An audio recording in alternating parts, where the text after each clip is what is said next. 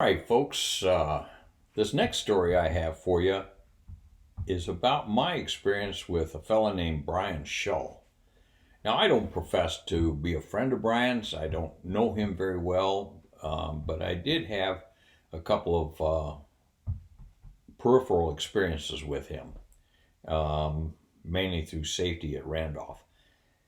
Anyway, to give you a little bit of background on Brian, he had been a T 28 pilot and in Vietnam toward the latter stages of the war, and was shot down on a mission and ended up in a horrendous fireball, uh, just horribly burned. Now, the details that I'm going to share with you here are things that I've heard over the years. I did a little bit of research on them. I think they're fairly accurate, but if they're not, please don't hesitate to PM me and let me know, and I'll be happy to sort it out. Okay, that being said, from what I heard is when the PJs, the parajumpers, the rescue guys, got to the site, they took a look at him, and he was so horribly burned that it sickened him, and I can only imagine. Anyway, they managed to get him picked up and taken back to the base and stabilized best they could. They didn't know if he was going to make it throughout the night or the day or whatever it was. He was that bad. And then from there, I think they took him down to Utapao, which had a little bit larger medical facility. And once they got him there, they further stabilized him and then took him up to Kadena in Okinawa.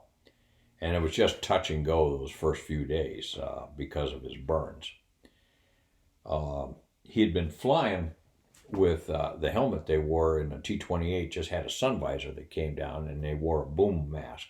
So his face was fairly horribly burned, as was his arms and his hands. So they get him up, and he had quite a few other burns throughout his body. So they get him up to Okinawa, and he was so bad, they called his parents and said, listen, if you want to see your son, probably best you come over here because we just don't know how long he's going to be able to make it. So I can't remember if his parents made the trip to Okinawa or not, but he survived and continued to gain strength to where he got strong enough they could air evac him to the burn unit at Brooks Army Medical in San Antonio. So he goes coasting in there, and they put him in the burn unit, and it was just a long battle for him. So he did battle it. Now, one of the things they attribute his survival to was he was quite an athlete in college, nationally ranked as a handball player. So he was fit. That was one thing.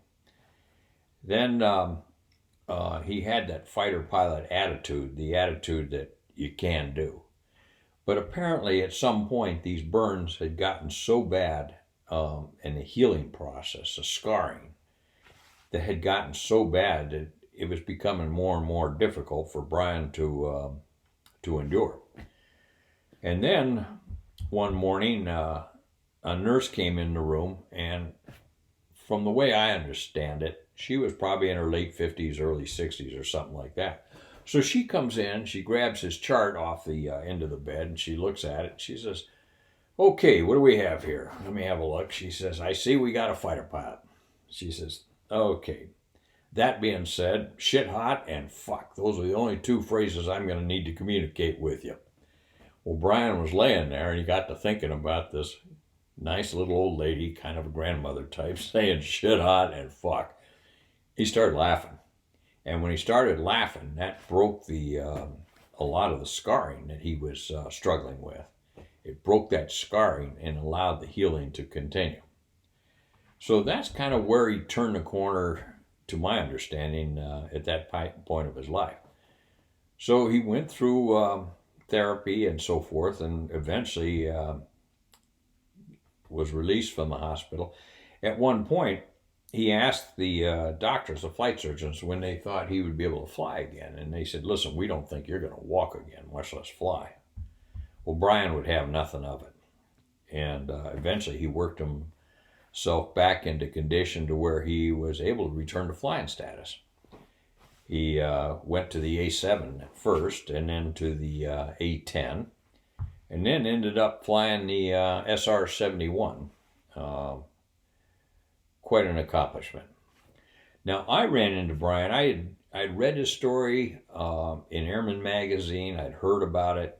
And then one day at Randolph, I happened to run into him and asked him if he'd be interested in giving a safety briefing about his experiences to the guys. And he was very accommodating. Yeah, he said he'd be happy to. And he eventually did.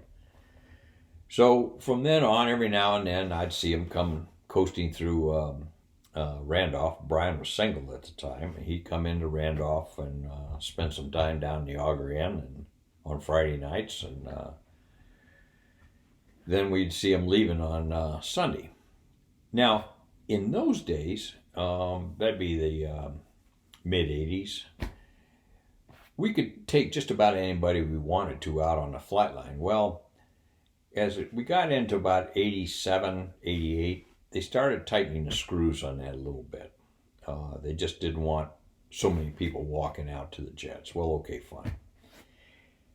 And then it was about that time, I was a squadron commander in the 12th Student Squadron, and we used to have a rotational on weekends. What they'd do is take one of the 3 squadron commanders and a couple other lieutenant colonels and rotate us as CNI lieutenant colonels for the weekend for distinguished visitors that came into the base, DVs that would come in and out of the base. And I always thought to myself, why do I need to go out there just to babysit this general? I mean, you think he made general because he's a dumbass? No, these guys are pretty capable of thinking for themselves. But the commanders at the time were so afraid of a mistake being made, I guess, I don't know, that they wanted to have one of us as a CNI lieutenant colonel and make sure everything went well. Okay, fine. So I'm out there this one day. I guess some DV was coming or going, and I see Brian walking out to the airplane with a date that he had had. Okay, fine. Didn't think much about it myself until this two-striper cop drove up in the car. Came into base ops where I was, and he walks past me and he says to the base ops admin guy, he says, "Hey, does that major out there have a permission slip to take somebody out on the flight line?" And the guy says, "I don't think so. I didn't stop in here." And Two Striper says, "Well, we got to put an end to this crap." And I'm thinking, who are you? You know, Joe's six-pack bag of donuts with a gun. And I don't know, I was just in a snarky mood that day. And so I called him. I said, "Hey, Airman," I said, "You got a second?" He said, "Yes, sir." And he walked over and I said, "Now," I said, "You see the burns on that guy?" "Oh, yes, sir." They were very visible. I said, "Okay." I said, "Let me tell you a little bit about that guy." I said, "He got those burns in Southeast Asia about 15 years ago." And I said, "Of all the people in the world that would sabotage or do something nefarious to one of our jets, he would probably be one of the last ones." Now, I'm not telling you not to go challenge him. That's not my point at all. But I said, I would offer you a consideration. He says, "What's that, sir?" I said, "Well, take that .38 pistol of yours and file the sight out off of it before you go out there." And he said, "Well, why is that, sir?" And I said, "Because after Brian shoves that gun up your ass," I said, "it's going to come out a lot smoother without those sights on it." Kid went out, got in the car, and drove off. So, it was good to see you that day, Brian. Take care.